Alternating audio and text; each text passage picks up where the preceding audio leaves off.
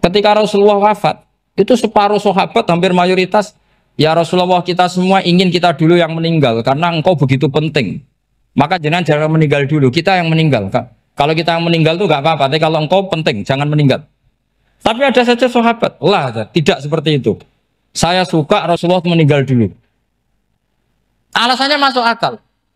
Biar Allah menyaksikan saya kama usaddikuhu hayyan usaddikuhu maitan. Allah biar menyaksikan saya iman kepada Nabi ketika masih hidup. Dan saya buktikan setelah mati pun, setelah meninggal pun, setelah wafat pun, iman. Jadi ternyata baisnya itu supaya orang tahu bahwa iman kita kepada Nabi itu iman yang super. Jika ketika beliau sugeng ya kita iman, setelah wafat juga kita iman. Kai usaddikuhu maitan kama usaddikuhu hayyan. Supaya saya mentasdikkan beliau setelah meninggal sebagaimana kita mentasdikkan beliau saat masih hidup. Dan ternyata Allah ridho dengan perkataan sahabat itu. Kenapa Allah ridho? Karena menjadi pelajaran bagi orang-orang yang ditakdir gak menangi Rasulullah SAW. Tetap mereka ini. Jangan kayak setan. Setan itu kurang ajar betul oleh iblis itu. Masyhur itu. Iblis itu nangis-nangis neng Nabi Musa. Iblis itu takutnya sama Allah itu luar biasa, sampean kalah. Iblis itu setiap ketemu malaikat karena dia ngerti alam gaib, mesti apa itu? Kama sali syaitani id qala lil insani kfur falamma kafara qala inni bari'um minka inni akhafu wa rabbal alamin. Jadi setan iblis itu paling sering bilang inni akhafu wa rabbal alamin karena iblis itu tahu surga, tahu neraka, tahu kekuasaannya Allah. Jadi takutnya sama Allah luar biasa. Makanya setiap dia mengajarkan kekafiran, setelah orang itu kafir gimana? Inni bari'um minka inni akhafu wa rabbal alamin. Saking takutnya sama Allah, suatu saat iblis ini datangi Nabi Musa. Karena tahu Nabi Musa itu kalimullah. Orang yang bisa komunikasi langsung dengan Allah. Ya Musa ya kalim Allah, saya ini makhluk. Saya takutnya sama Allah luar biasa. Tolong rayukan Allah supaya nerima tobat saya. Karena dirayu terus lama-lama Nabi Musa bilang, oke, tak rayukan Allah. Sama Allah. Karena Musa kekasihnya, ya Allah, iblis punya ingin tobat. Tolong dikasih hak tobat. Kata Allah, oke. Dia bisa tobat asal mau sujud di makamnya Nabi Adam, karena kesalahannya dia gak mau sujud sama Nabi. Semenang Nabi Musa karena ada cara untuk iblis menjadi tobat. Dikasih tahu sama Nabi Musa, alhamdulillah kamu diterima tobatnya. Syaratnya apa? Sujud ke kuburannya Nabi Adam. Wah, iblis atau aslinya terus asjuduhu maitan wa qatla asjuduhu hayyan. Oh, zaman urip aku ora gelem, pomene wis mati. Oh, dasar setan itu. Zaman urip aku ora gelem wis mati kok kon sujud. Kumat maksudnya terus ya sudah terus sampai sekarang akhirnya. Kalau sekarang tidak mungkin lagi karena nggak ada Nabi Musa. Jadi ijtihadnya sahabat melihat wafatnya Rasulullah itu beda-beda dan ternyata semuanya diridhoni Allah. Karena ternyata yang suka Nabi wafat dulu adalah ingin supaya umat Islam tetap mencintai beliau.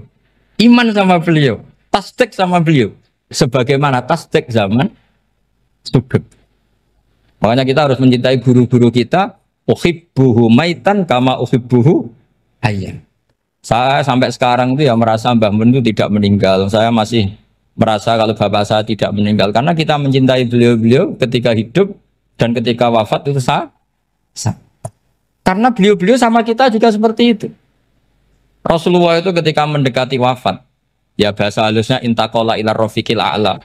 Itu Nabi kalau ngedikan tuh rileks sekali. Hayati khairun lakum wa wafati khairun lakum. Cung aku nak uripku ya apik. Engko nak aku wis kapundhut ya apik. Fa amma hayati fali asunna lakum as-sunan. Sebagian riwayat fa innakum tuhadditsuna anni wa uhadditsu ankum. Kalau saya masih hidup, saya bisa mengajarkan kamu sunnah. Mengajarkan kamu tradisi-tradisi yang benar. Dan ketika aku mati, ketika aku sudah wafat, maka saya jejer Allah, kata Nabi. Saya berdampingan dengan Allah, maksudnya dekat Allah. Tentu bila kaifin walan hisab. Terus sudah fa'inna amalakum, amal-amal kamu diperlihatkan ke saya. Belum yang saya sudah dekat Allah, kalau amal kamu baik, saya muji Allah. Kalau amal kamu buruk, saya langsung mintakan ampun kepada Allah. Jadi Nabi rileks sekali. Artinya saya hidup bagus karena bisa ngajarkan kamu as-sunan wa syara'i'. Kalau saya wafat karena saya dekat Allah. Kalau kamu baik, saya muji Allah. Kalau kamu buruk, saya mintakan ampun kepada. Guru-guru kita juga seperti itu. Justru setelah wafat, beliau-beliau punya kesempatan dekat sama Allah, dekat sama Al-Mala'il A'la, sehingga mendoakan apa? Nah, terus kata Sayyid Muhammad, wala taqulu lima yuqtalu fi sabilillahi amwat. Kamu jangan pernah berkeyakinan atau berpendapat atau berkomentar kalau orang-orang yang mati fi sabilillah adalah berstatus apa? Mati, amwat. Kalah.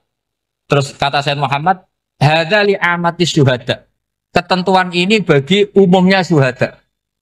Artinya gini, umumnya syuhada saja tidak berstatus amwat. Apalagi hadza Rasulullah, sayyidul syuhada, sayyidul anbiya, sayyidul mursalin, tentu tidak pernah berstatus amwat. Ya saya ulang lagi ya, jadi zaman cara berpikir amatus syuhada, syuhada yang umum saja berstatus hidup, tidak boleh distatuskan amwat. Apalagi Rasulullah itu sayyidus syuhada, sayyidul anbiya, maka status beliau pasti hayyun la yamut, pasti beliau itu hidup tidak. Dan karena beliau itu asfaq, sangat sayang kepada kita, sebagaimana zaman beliau hidup itu sayang kepada kita, sampai nangis-nangis minta hak syafaat, maka setelah meninggalkan pun beliau pasti sayang kita dan pasti berusaha supaya kita diampuni oleh Allah Subhanahu wa ta'ala. Sehingga ada sahabat yang tadi berpendapat kalau saya nggak masalah Nabi wafat dulu, supaya Allah menyaksikan saya usaddiquhu maitan kama usaddiquhu hayyan. Jadi ini cerita ya, cerita sudut-sudut pandang. Fikih itu penting sekali. Kata Sayyid Ali yang Shahibu Simtud Durar itu, wabihi qiwamus syariah. Yang bisa mengawal syariat itu hanya fikih. Fikih itu ya kalau yang paling gampang untuk kita misalnya punya Fathul Qorib, Fathul Mu'in, Fathul Wahab. Tapi yang faham betul, mesti faham itu ngelotok setengah hafal. Jangan bawa kitabnya tok, sementing sekian semester terus selesai. Itu sama-sama dosa, itu dosanya ya dosa, mahasiswanya juga dosa. Karena sudah terlanjur sarjana agama, ternyata nggak bisa, itu kan mendingan ndak sarjana agama. Itu saya tak cerita sama Kiai Roba, itu ada fatwa kiai, kiai juga wali. Suatu saat ada penyanyi dangdut top terkenal di Indonesia itu nyanyi dangdut ya penyanyi ya dai, entah itu hakikat entah majas tidak tahu. Itu kiai itu fatwanya lucu, kalau kamu datangi dia pas main dangdut masih saya beri izin, tapi kalau datangi dia pas pengajian itu tak larang kan santrinya jadi eskal, ini pas pengajian dilarang, pas dangdutan kok malah dapat izin. Tapi bukan berarti halal ya, dapat izin. Dapat izin kan potensinya bisa karena dilarang lah ya tetap belerot. Terus suatu saat si santri ini setengah wali, tidak wali tapi setengah. Lama-lama itu memahami gurunya. Memahami gurunya ternyata sirinya begini. Kalau seorang penyanyi yang tidak pernah ngaji, kemudian ngomong agama, itu potensinya itu fadallu wa adallu, sesat dan menyesatkan. Tapi kalau dia sedang nyanyi dangdut, penyanyinya cowok loh, sama jangan bayangkan dangdut putri, enggak itu cowok sudah tua lagi. Jadi potensi halalnya ada lah maksudnya untuk, tapi tidak alat musiknya, orangnya. Tapi kalau dia nyanyi itu paling dosanya hanya nyanyi. Saya ulang lagi, murid tadi akhirnya paham kalau datangi pengajian itu artinya ikrar kalau dia seorang dai atau seorang yang layak ngomong apa? Agama. Itu lebih bahaya karena kita santri, apalagi kita doktor atau MM, terus ngekrori orang yang nggak jelas asal usulnya. Tapi kalau nyanyi kan nyanyi saja. Sehingga itu menjadi fikih. Bahaya terbesar dalam fikih adalah apa? Mengkaji fikih tidak dari ahlinya. Ya saya ulang lagi ya, mengkaji fikih tidak dari apa? Ahli. Nah kenapa demikian? Begini, saya beri contoh. Ilmu fikih itu tentu pertama dari Rasulullah SAW. Kemudian bersanad sampai kita atau kita sampai Rasulullah. Itu ngalami sekian ijtihad yang tidak mudah. Saya beri sekian contoh. Dulu Imam Syafi'i itu sukanya sama guru yang miskin, ya karena rata-rata santri juga miskin. Jadi mesti ngidolakan guru yang miskin. Karena sesama miskinnya harus berkoalisi. Tapi akhirnya gurunya Imam Syafi'i itu miskin sekali. Namanya Muslim bin Khalid Az-Zanji itu miskin. Sufyan As-Sauri miskin. Sufyan bin Uyainah miskin. Setelah ngaji di Medina itu Imam Malik itu kaya. Pas itu Imam Malik sudah kaya. Setiap ketemu Imam Syafi'i dikasih uang. Sampai ketika Imam Malik itu bilang, kamu sudah alim. Ilmu saya sudah habis. Kamu ngaji sama yang lain. Sama siapa? Kata Imam Malik, orang yang sealim saya sudah meninggal. Namanya Abu Hanifah. Tapi dia punya murid, namanya Muhammad bin Hasan Asy-Syaibani. Kamu ke sana. Terus Imam Malik datang ke Baki. Dulu Baki itu pasar rental, ya Grab lah kira-kira sekarang. Itu mengumumkan siapa kafilah yang mau ke Irak. Kita ya Imam Malik dibayari sama Imam Malik. Ini yang antar ke Irak ke Muhammad bin Hasan Asy-Syaibani. Imam Malik mulai ngeper. Guru saya yang miskin tidak pernah nyangoni. Guru-guru saya yang kaya sering nyangoni. Mulai memasalahkan kiai miskin gitu, kira-kira seperti itu mulai masalah. Setelah datang ke Irak di Muhammad bin Hasan Asy-Syaibani itu si Muhammad bin Hasan Asy-Syaibani itu kalau ngitung uang itu di meja tamu. Jadi punya emas lantaan, punya uang. Kira-kira kalau Indonesia punya rupiah, punya dolar, dihitung itu di ruang tamu. Kata Imam Syafi'i, saya dengan Imam Malik saja nggak seret, ini lebih kedonyan lagi kiai. Ngitung uang itu di ruang tamu. Terus akhirnya si Muhammad bin Hasan Asy-Syaibani ini ahlul usul, dia pakar usul. Kamu heran sama saya? Iya, kiai kok kedonyan. Dia ngomong gitu. Tapi kata Muhammad bin Hasan Asy-Syaibani, kalau kiai tidak boleh kaya, itu tak kayak nawang fasik. Dan gue demenan, gue mabuk. Oh jangan, nanti dipakai maksiat. Tengjenengan mawon kersane digetoat. Berarti kiai oleh sugih, pun angsal-angsal. Semenjak itu jadi satu fikih bagi Imam Syafi'i.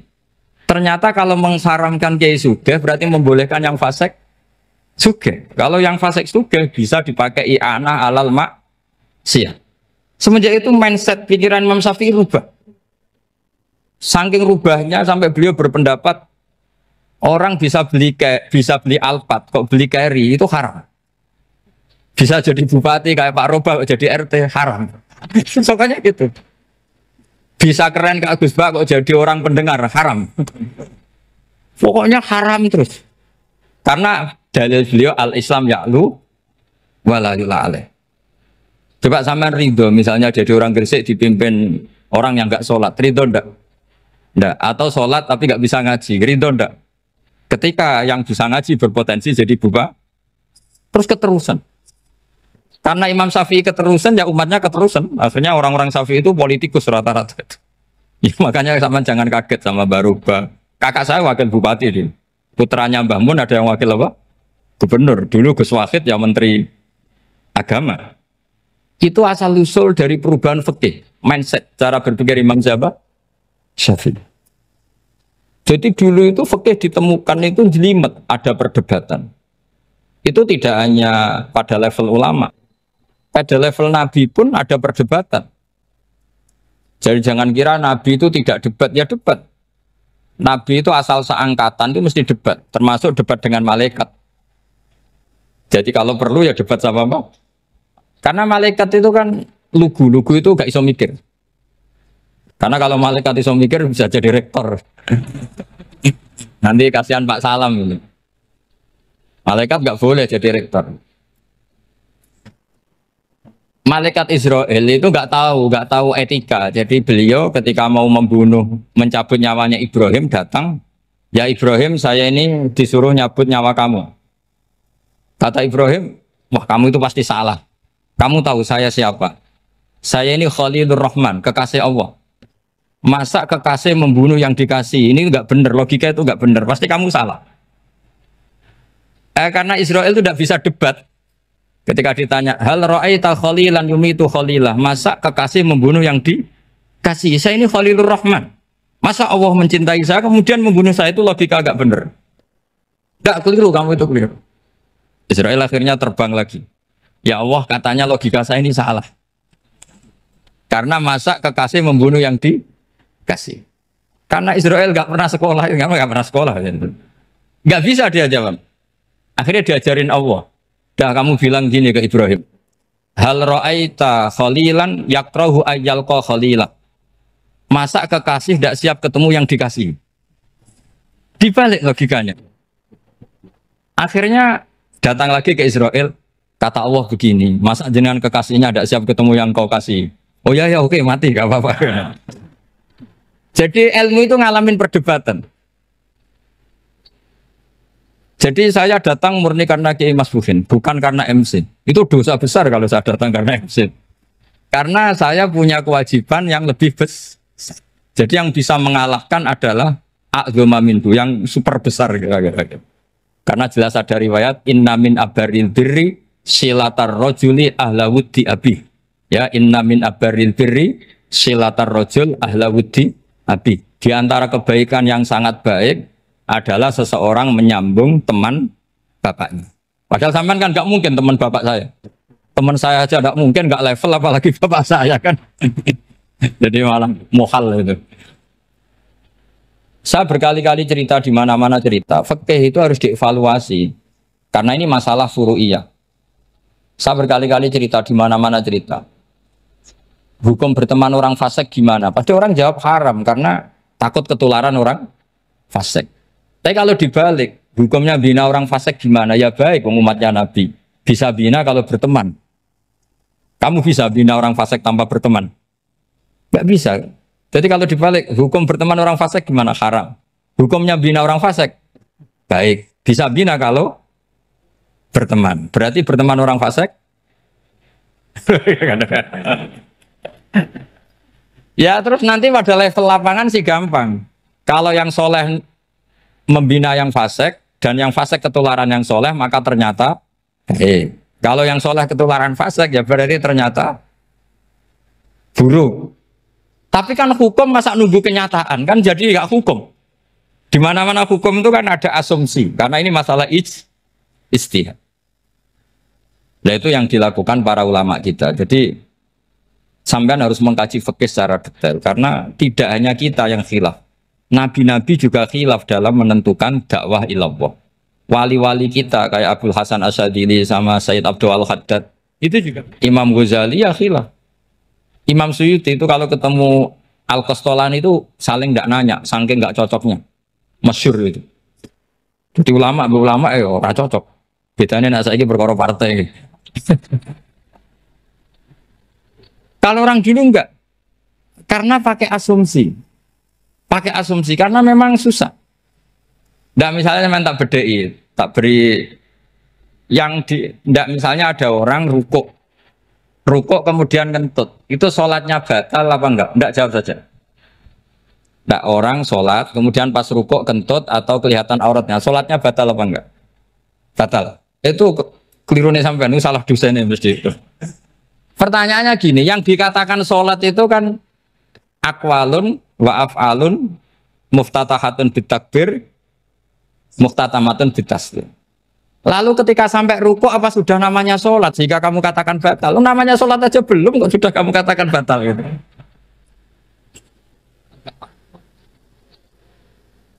Iya kan? Jadi kalau aku mau sholat pas ruku ngetut batal atau ora? Mestinya jawaban yang benar, ya ora sholat jadinya gitu. Karena kalau dikatakan sholat definisinya harus sampai salah. Tapi kan kita nggak mungkin ngomong seperti itu kan, dianggap majnun. Padahal itu yang benar, yang punya kecerdasan. Nah makanya pertanyaannya, fikih itu ngikuti bahasa awam apa bahasa istilah? Kalau ngikuti bahasa awam ya kayak tadi, sholat kok pas rukuk kentut maka batal. Sebenarnya yang batal itu sholatnya apa rukuknya? Nah makanya terjadi perdebatan. Kalau yang pakar-pakar usuli itu salah istilah itu nggak mau. Saya ulang lagi, kalau pakar-pakar usuli itu salah istilah itu nggak mau. Terus misalnya tak beri contoh lagi. Kalau imam itu sudah salam pertama, Salam pertama itu yang rukun kan salam pertama. Berarti setelah salam pertama imam sudah keluar dari sholat apa belum? Yakin? Ya sudah. Sekarang sama tak bedain. Lalu makmum itu kesunatan langsung berdiri apa nunggu imam salam kedua? Enggak, jawab satu. Nunggu salam kedua kan? Itu kriminalis sampai Anda nafsu itu. Kriminalnya begini. Berarti Anda bergantung sama orang yang sudah tidak sholat. Kata kamu setelah salam pertama dia sudah tidak sholat. Berarti kamu menginstruksikan makmum berhubungan dengan orang yang sudah tidak sholat. Karena sudah keluar dari sholat ketika salam pertama. Kalau kamu di debat gitu gimana jawabnya? Pusing kan? Berarti robtul makmum bisolatiman sing wis laisa fi sholatin. Berarti menggantungkan sholat sama orang yang sebetulnya sudah tidak sholat. Ada yang jawab, sebagian ulama fikih tetap disunatkan menunggu salam kedua. Karena salam kedua itu masih paket meskipun tidak rukun. Juga paketnya selesai. Tapi selalu pertanyaannya gini, lalu setelah salam pertama itu imam masih sholat gak? Berdasarkan apa yang dijawab tuh? Nah ini pentingnya bodoh, gak mikir sebenarnya. Jadi makanya bodoh itu barokah karena gak mikir itu. Jadi soalnya Rabbana ma khalaqta hadza apa?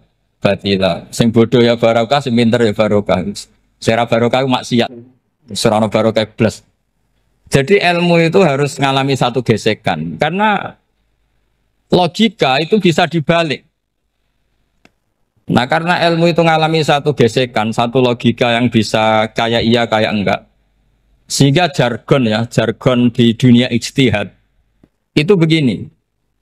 Ra'yuna shawabun yahtamilul khata' wa ra'yuka khata'un yahtamilus shawab. Pendapat saya benar tapi mungkin salah. Tapi pendapat kamu taruhannya salah dulu tapi yang mungkin benar. Jadi mustahid kalau kata mustahid itu lucu. Ngomongnya itu ra'yuna shawabun yahtamilul khata'. Pendapat saya tarifnya benar dulu tapi yang mungkin salah. Kalau pendapat kamu salah tapi ya mungkin benar atau mungkin bisa salah ya tidak tahu pokoknya mungkin benar. Nah kenapa demikian? Begini, di luar masalah tauhid, saya ulang lagi di luar masalah tauhid itu tentu ada masalah-masalah yang sifatnya ijtihadiyah. Ya saya ulang lagi yang sifatnya apa? Ijtihadiyah. Dan ijtihadiyah ini nggak pernah selesai karena muqtadul hal, konteks kesejarahan maupun konteks kesempatan itu tidak sama. Dulu kiai-kiai itu ngaramkan dasi, ngaramkan celana karena yang celananan yang dasinan itu penjajah. Sehingga mantas sababi kaumin bahwa minhu. Tapi lama-lama kiai-kiai itu ya pakai dasi, pakai celana.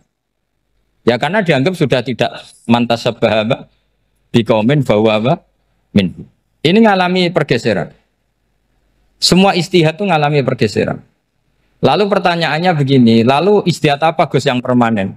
Yang permanen ya istihad dengan alat apa? Istihad. Saya beri contoh misalnya begini. Nabi Musa itu yang ngalami istihad. Kata beliau karena kangen Allah, itu ingin melihat Allah karena kangen. Rabbi arini anzur ilai. Qala lan tarani walakin anzur ilal jabal. Ya sudah namanya orang kangen ya ingin melihat. Ya sudah gitu aja. Sehingga ahli ilmu kalam itu berdebat. Kalau kata ahli sunnah, karena Nabi Musa minta ingin melihat Allah, berarti melihat Allah itu jaiz, mungkin. Karena Nabi gak boleh bodoh meminta sesuatu yang mau hal. Maka antipatinya ahli sunnah terhadap pendapat Mu'tazilah itu antipati. Karena menurut pendapat Mu'tazilah, Allah itu qadim, Allah itu laisa kamislihi syai'un, sehingga gak bisa dilihat. Pertanyaannya adalah berarti Nabi Musa meminta sesuatu yang mau hal. Itu bodoh sekali sampai nggak tahu mana mau hal, mana apa jaiz. Makanya kata Imam Ghazali, masa Nabi Musa yang Nabi nggak tahu kalau melihat Allah itu mau hal. Sampai minta berarti nganggap itu jaiz atau boleh. Itu cara pandang orang-orang ahli sunnah apa? Wal jamaah. Tapi tetap saja sebagian ulama itu ya balelo. Yang kayak Mu'tazilah itu ya balik loh, cara berpikir pokoknya itu karena kangen, bukan karena mungkin atau tidak mungkin. Jadi nggak mungkinnya tetap tidak mungkin. Terus mereka dalil la tudrikul absar wa huwa yudrikul absar. Nah, sudut pandang ini akan terus. Ada seorang wali ditanya, kalau kamu di surga ingin melihat Allah apa enggak? Jawabnya enggak. Kenapa ya? Kasihan Allah. Terus kenapa ya? Unazzihu dzalikal jamala an-nadhari misli. Saya tidak ridho Allah yang hebat, yang keren, kemudian sing delok di rumah aku wong resik. Koyo gak ngergani pangeran. Seben sing delok Allah ben golongane Nabi Muhammad, Nabi Ibrahim, kowe ora usah ngilangi keren. Maksudnya itu. Jadi ada ulama itu jadi wali kalau sholat itu karena di soft belakang. Tapi jangan ditiru. Itu kan nggak lazim ya. Lazimnya kan afdhalus sufuf as-saful awal. Ketika ditanya, kenapa kamu kalau sholat di belakang? Cek GR koyok wani suwan pangeran gak ngarep. Aku sungkan dadi kok guli. Kalau sampean kan karena males bukan karena sungkan. Jadi itu artinya rasa ya. Makanya nggak bisa, nggak ada ijtihad itu tidak mungkin karena perasaannya orang itu beda-beda. Itu Sayyid Abdul Al-Haddad itu kalau ngendikan masyhur. Man da'a li dzalimin fil baqa faqad ahabba yusawwah fi ardi. Orang yang mendoakan orang fasik masih hidup, gak mati-mati, itu berarti suka kalau Allah dimaksiati di buminya. Wong fasik kelakuannya rak maksiat, nak mbok dongakno mari. Itu berarti kamu ingin Allah didurakani terus menerus karena si fasik masih hidup. Tapi kalau Abu Hasan As-Sadili cara ngendikan gini, kalimatnya persis. Man ahabba alla yusawwahu fi ardi faqad ahabba alla tadhharu maghfiratuh. Orang yang ingin dunia ini steril gak ada maksiat, maka sama saja berkeinginan tidak melihat luasnya maghfirahnya Allah. Sama-sama wali besar. Tapi cara pandang hubungannya dengan Allah seperti itu. Jadi mau tidak mau, ijtihad itu mau tidak mau. Makanya tidak usah dipertentangkan misalnya cara berpakaian, cara apa, yang penting sesuai aturan Islam ya sudah. Karena ini urusan rasa. Urusan apa? Rasa. Itu Syekh Hasan Basri itu sering jagongan sama Robiah Hadawiyah. Itu secara fikih salah. Tapi pas itu ulama fikih ditanya, kenapa Anda tidak komentar terhadap dua wali besar yang sering ketemu? Andai kan semua santri seperti itu akan saya halalkan, karena nggak mungkin punya nafsu. Sehingga fikih dulu memang masih asli. Kamu lihat di takrib misalnya, lelaki melihat perempuan itu nggak boleh kecuali sekian alasan. Termasuk boleh itu li taklim karena mengajar atau lil muamalah. Ini yang mulai masalah. Ada warung kopi, penjaganya cantik, santri-santri ngopi. Ini lil muamalah kan kasus ini. Mau disalahkan pada takbirnya. Mau dibenarkan ini jelas fasik kan, jelas fasik. Maksudnya sudah fasik sebelum itu ditambah itu, jadi fasiknya permanen. Nah pertanyaannya adalah, kalau kamu ngajar mbak-mbak, kemudian hafal yang cantik yang enggak, itu taklim di nazar apa nazar di taklim? Itu taklim apa modus? Makanya kalau ngopi cari bakul yang cantik, itu muamalah untuk nazar apa nazar untuk muamalah? Loh kalau saya ngopi dengan kiroba pasti halal. Karena begini, berjalan saja, bareng capek, nggak tahu itu warungnya siapa, terus berhenti ngopi. Kebetulan bakulnya cantik. Nah itu mungkin halal, karena kan saya nggak milih-milih. Ingin ngopi, kebetulan bakulnya cantik. Kalau kamu kan nggak apal daftarnya. Wah itu mesti haram itu, mesti haram itu. Karena berarti kan kamu menjadikan ngopi ini modus. Gue jagani nak takok pangeran, do kok nazar muamalah Gusti muamalah. Itu mesti modus. Maka fikih itu harus dikawal oleh tasawuf. Kalau ndak semua hukum fikih bisa diakalin. Makanya Imam Bukhari punya satu bab namanya Kitabul Khiyab. Bab mengkhilaf fikih. Beliau itu antinya sama Abu Hanifah itu luar biasa. Nggak ada ulama dibenci Imam Bukhari kayak Abu Hanifah. Masyhur itu. Untungnya beliau nggak menangnya Abu Hanifah. Kalau menangi geger terus ini. Bisa bahsul masail terus ini. Itu Abu Hanifah itu ulama yang suka khilah. Khilah itu ngerekayasa hukum. Misalnya begini, saya ini puasa agak lemes, ujian agak lemes, apalagi kiai serapati di duit, santri beling-beling lemes ini. Apa mangan itu kan, wah poso-poso kok mangan kan gak keren. Supaya saya bisa makan dan halal, saya bisa ngajak Kiai Robai ya jalan-jalan. Jalan-jalan nyari yang jarak 2 marhalah. Ya sudah. Terus bisa makan. Kalau ditanya Allah kok makan? Musafir. Jadi bolehkah insya safar menciptakan pergi demi untuk supaya boleh iftar? Boleh enggak cara jenengan? Enggak boleh, alasannya apa? Kan pergi. Perginya juga enggak maksiat. Itu khilaf. Tapi Sayyid Muhammad, Abu Ya Sayyid Muhammad, Muhammad bin Alawi, Sayyid Muhammad itu membela Abu Hanifah. Artinya membela jangan semua khilaf itu diharamkan. Karena itu cara, saya ulang lagi, karena itu cara untuk mengawal bahwa hukum Allah itu luas. Karena kalau nggak ada khilaf itu ya kita kesulitan. Kita kesulitan. Misalnya begini, ini penjelasannya, makanya kita harus sering mendengar. Saya itu dulu masih sangat fikih itu protes, kenapa ada puluhan polisi wanita? Itu kan pekerjaan cowok ya, pekerjaan pria. Tapi setelah mendapat penjelasan dari polisi itu alasannya masuk akal, Gus. Kadang-kadang orang nakal itu menyembunyikan narkoba itu di alat wanitanya. Itu kalau semua lelaki polisi kayak jenengan itu kan masalah itu. Sehingga memang harus ada polisi wanita karena sebagian pengedar narkoba itu perempuan dan menyembunyikannya di tempat itu.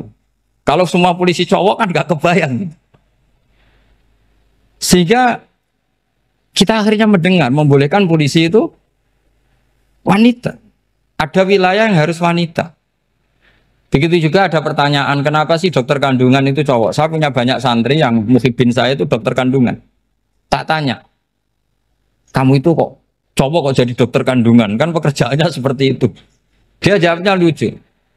Dari 10 yang tes jadi dokter kandungan, itu yang cewek itu lulus 2. Yang cowok lulus semua. Karena ketika cewek dites melihat ketuban pecah darah itu langsung pingsan. Sehingga yang secara psikologi dablek itu kan memang lelaki.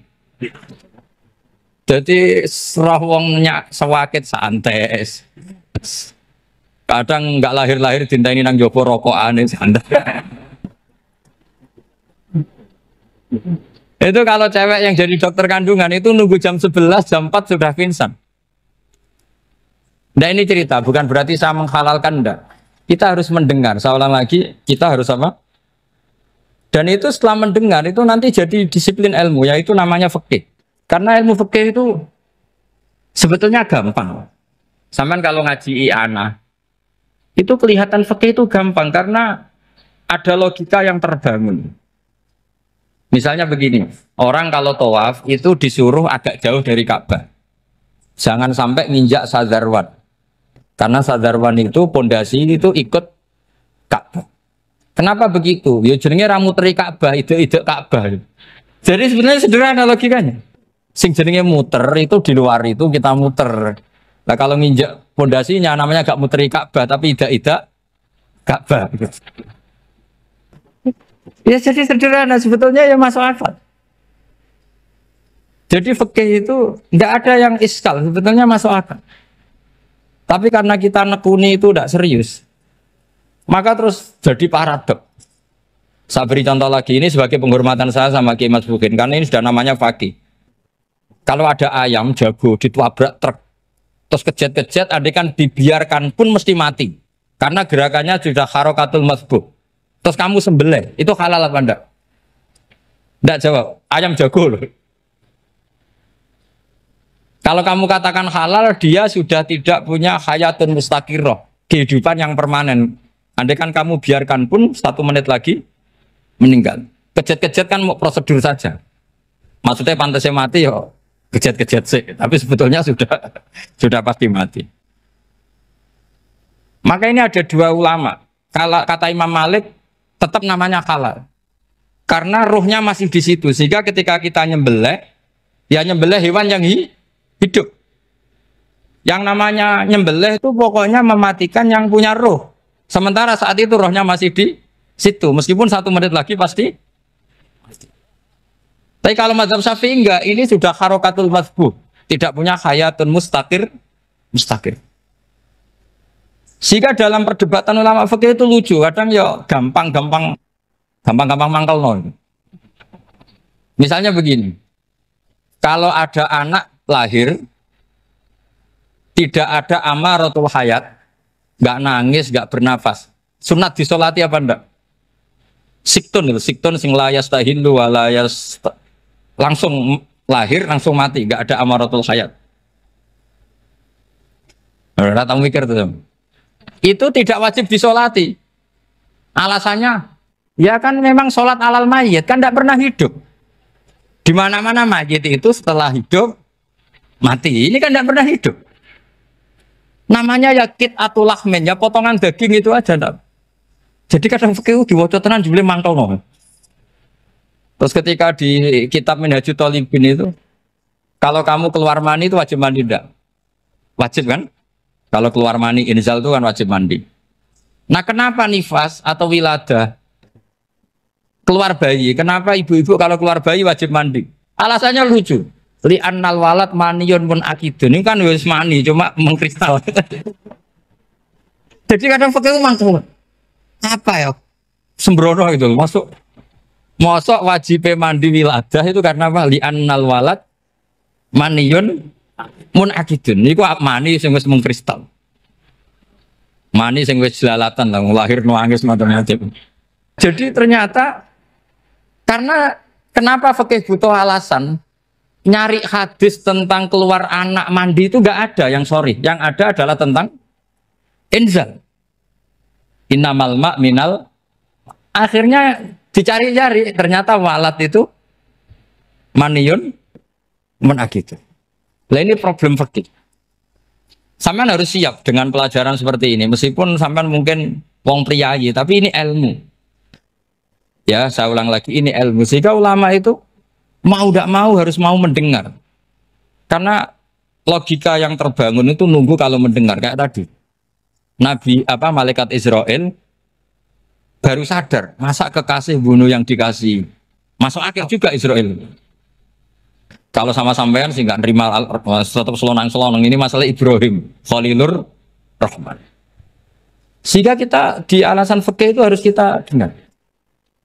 Saya dulu itu saya sampai sekarang itu sama kalau bayi lahir masih sudah berbentuk bayi, saya sendiri berpendapat sebaiknya disolatin kalau sudah berbentuk bayi, meskipun tidak tidak nangis, tidak ada amaratul hayat.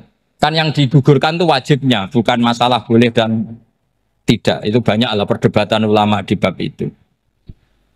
Saya beri contoh lagi perdebatan ulama. Ini contoh-contoh fikih karena ini khusus penghormatan status fakih tadi. Itu kalau ada orang mati, jenazah itu. Jenazah itu kalau sholat, itu kan umumnya jenazah di depan, kita nyolati di belakang. Itu yang mengatakan begitu ya tidak punya alasan. Ya taunya mulai dulu begitu, di mana-mana nyolati jenazah, jenazahnya di depan. Tapi di kitab Makhali jelas diterangkan, kata kaul sa'ani tidak wajib. Alasannya ya lucu, fa'indal janazah laisat bi imamin. Jenazah itu tidak imam, kenapa harus di depan? Kan kacau kan? Lu coba alasannya di depan apa? Dia ada imam kok. Nah barokahnya fikih itu sehingga kita melihat di Arab Saudi sekarang itu jenazah kan di belakang. Tapi kita tetap nyolati apa? Mayit. Kalau di Arab Saudi musim haji itu jenazahnya di kamar mayit, tapi kita nyolati. Itu satu-satunya takbir ya tadi fa'innal janazah laisat bimanzilatil imam. Tapi jangan praktekkan nanti dia kepaliran sesat. Saya hanya cerita ilmu, jangan dipraktekkan. Kalau dipraktekkan masih jadi aliran sesat. Mono jenazah ning mburi imame kok ngarep aliran sesat. Sebetulnya bukan sesat tuh. Uji coba fikih. Ya karena tadi fa innal janazah laisat bimanzilatil. Bukti lagi kalau sampean sholat ghaib. Sholat ghaib ini misalnya mayitnya di Surabaya, boleh enggak sholat ghaib di sini? Terus jenazahnya di belakang kamu apa depan kamu? Nah ini kan fikih itu pokoknya gitu. Makanya standar furu'iyah itu susah. Karena perdebatannya itu mirip-mirip. Kayak iya, kayak tidak, kayak. Makanya dulu zaman sahabat Ada sahabat itu mencintai Rasulullah. Senengannya sowan. Bukti cinta sowan. Banyak juga yang sahabat bukti cinta Nabi itu tidak pernah sowan. Alasannya ganggu. Kenapa kamu jarang sowan Nabi? Saya sering jamaah sama Nabi, saya tidak pernah sowan. Kenapa? Ganggu. Biar Nabi kalau di rumah sama anak istrinya, saya tidak mau ganggu. Makanya saya termasuk kiai yang gak pati seneng disowani. Karena ya itu tadi. Kalau ngulang seneng saya, kalau disowani biasa saya. Kalau Kiai Roba itu nilai, nak pernah sepuh jadi rasuan nilai. Jadi beda, saya sering ditilii Kiai sepuh. Tapi bahasanya tentu tidak sowan, tapi nopo nilai.